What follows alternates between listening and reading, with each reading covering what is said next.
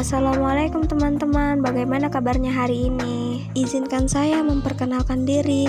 Nama saya Destri, NIM saya 2220202055. Prodi saya Pendidikan Agama Islam dari kelas B, dari Fakultas Ilmu, Tarbiyah dan Keguruan, Universitas UIN Raden Fatah Palembang. Oke guys, di sini kita akan membahas beberapa tentang ilmu filsafat, di mana ilmu filsafat ini memiliki beberapa cabang. Nah, di sini filsafat dapat dikelompokkan menjadi 4 bidang induk sebagai berikut: 1. Filsafat tentang pengetahuan, 2. Filsafat tentang keseluruhan kenyataan, 3. Filsafat tentang tindakan, dan terakhir sejarah filsafat. Sebelum kita mempelajari cabang-cabang ilmu filsafat, ada baiknya kita mengetahui apa itu filsafat.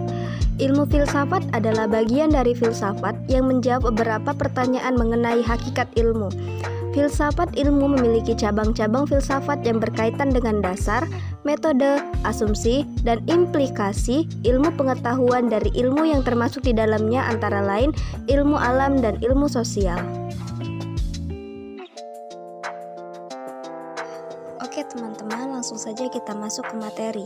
Pembagian filsafat berdasarkan pada struktur pengetahuan filsafat yang berkembang saat ini terbagi menjadi 3 bidang, yaitu filsafat sistematis, filsafat khusus, dan filsafat keilmuan. 1. Filsafat sistematis terdiri dari metafisika, epistemologi, logika, etika, dan estetika. Yang kedua, filsafat khusus terdiri dari filsafat seni, kebudayaan, pendidikan, sejarah, bahasa, hukum, budi, politik, agama, kehidupan sosial, dan filsafat nilai. Filsafat keilmuan terdiri matematik, ilmu-ilmu fisik, linguistik, biologi, psikologi, dan ilmu sosial. Ahli filsafat biasanya mempunyai pembagian yang berbeda-beda seperti sarjana-sarjana filsafat di bawah ini. Menurut H. Dedos, penggolongan filsafat sebagai berikut: metafisika, logika, ajaran seperti ilmu pengetahuan, filsafat alam, filsafat kebudayaan, filsafat sejarah, etika, estetika, dan antropologi. Nah, sekarang menurut Profesor Albuquerque Castel, membagi masalah-masalah filsafat menjadi 6 bagian, yaitu masalah teologis, masalah metafisika, masalah epistemologi, masalah etika, dan masalah politik, masalah sejarah.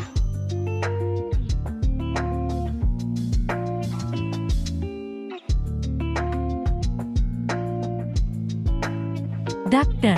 Richard Harry Popkin dan Dr.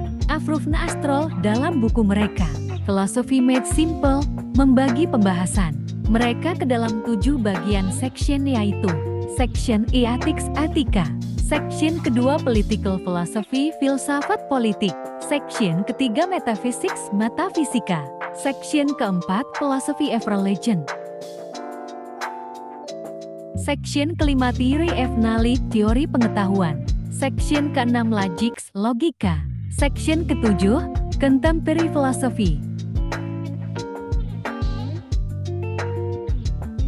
Jika menurut Dr. M.J. Langefield mengatakan filsafat adalah ilmu kesatuan yang terdiri atas 3 lingkungan, yaitu lingkungan masalah keadaan metafisika manusia, alam, dan seteru.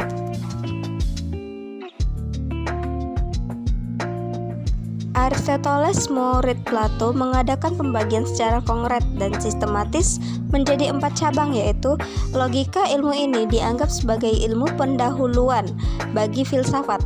Filsafat teoris, cabang ini mencakup ilmu fisika yang mempersoalkan dunia materi dari alam nyata ini, ilmu matematika yang mempersoalkan benda-benda alam dan kuantitasnya, alam metafisika yang mempersoalkan hakikat segala sesuatu.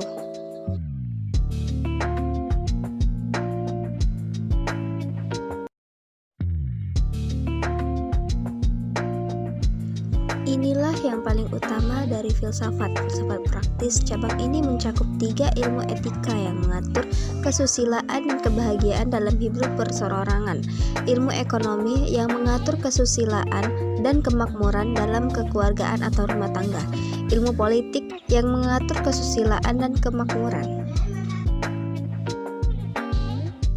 Nah, teman-teman, walaupun pembagian ahli yang satu tidak sama dengan pembagian ahli-ahli lainnya, kita melihat lebih banyak persamaan daripada perbedaan dari pandang para ahli tersebut. Dapat disimpulkan bahwa filsafat dalam coraknya yang baru ini mempunyai beberapa cabang, yaitu metafisika, logika, etika, estetika, epistemologi, dan filsafat-filsafat khusus lainnya. A, yaitu metafisika, filsafat tentang hakikat yang ada di balik fisika, hakikat yang bersifat transenden di luar jangkauan pengalaman manusia. Yang B, logika, filsafat tentang pikiran yang benar dan yang salah. C, etika, filsafat tentang perilaku yang baik dan buruk. Yang D, estetika, filsafat tentang kreasi indah dan yang buruk. Yang E, epistemologi, filsafat tentang ilmu pengetahuan. Yang F, filsafat-filsafat khusus lainnya, filsafat agama, filsafat manusia, filsafat hukum, dan filsafat sejarah, filsafat alam, pendidikan, dan sebagainya. Oke, agar lebih jelas lagi, saya akan menjelaskan tentang 4 bidang induk. Yang pertama, filsafat tentang pengetahuan terdiri dari epistemologi, logika, kritik ilmu-ilmu. Epistemologi. Epistemologi lazimnya disebut teori pengetahuan yang secara umum membicarakan mengenai sumber-sumber, karakteristik, dan kebenaran pengetahuan. B. Logika. Berasal dari kata Yunani yang berarti hasil pertimbangan akal pikiran yang diutarakan lewat kata dan dinyatakan dalam bahasa. Logika adalah salah satu cabang ilmu filsafat. Dan yang C, kritik ilmu.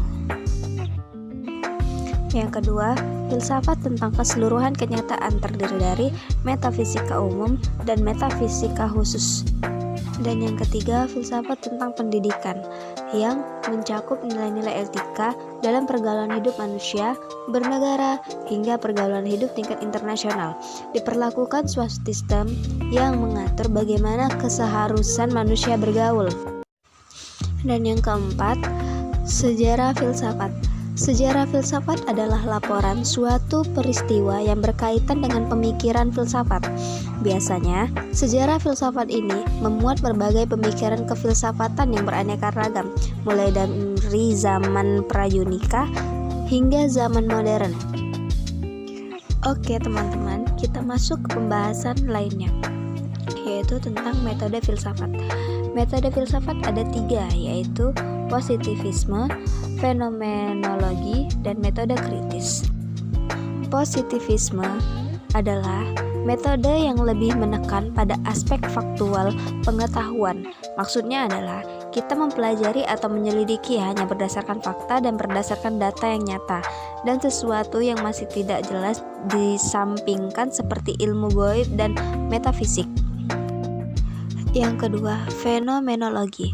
Metode ini adalah suatu ilmu pengetahuan yang dapat dari pengalaman yang telah didapatkan seseorang atau suatu kejadian yang telah pernah terjadi. Seorang dapat mengimplikasikan metode ini dengan cara menceritakan kejadian, waktu, dan tempat yang telah terjadi. Metode kritis. Ilmu pengetahuan dapat mereka dapatkan dari pikiran-pikiran kritis yang ada dalam pikiran masing-masing.